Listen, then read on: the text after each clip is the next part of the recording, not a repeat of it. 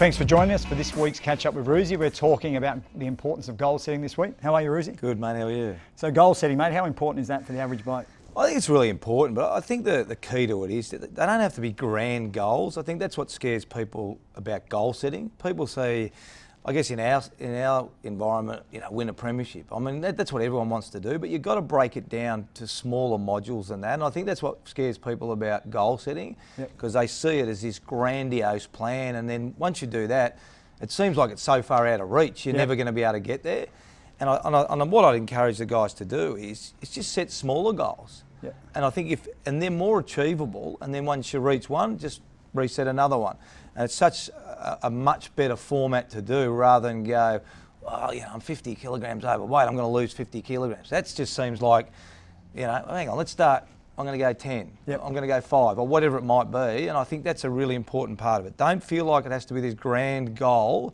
Set them, they're realistic, and then reset them constantly. And I think that's the real key to it. Yeah, it's great advice. And writing them down is important too.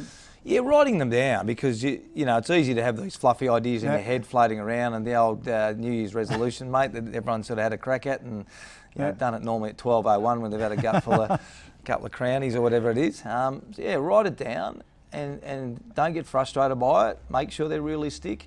Keep looking at it. You'll have good days, you'll have bad days, but just keep chipping away at it. And what about telling someone that holds you accountable as well, maybe a mate that you have a bet with, to make sure you attain to the goal as well? And I reckon that's great. That's probably one of the things about the challenge. Like, we're all competitive by nature.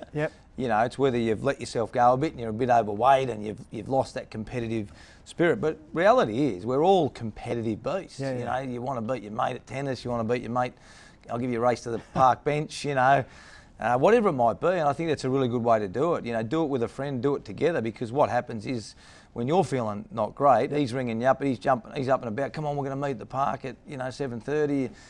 All right, okay, let's go. Vice versa, when he's feeling flat, you're feeling good, you're driving him as well. I reckon it's a really good tool. Well, mate, great advice there from Roosie. So that's all for this week. See you next week.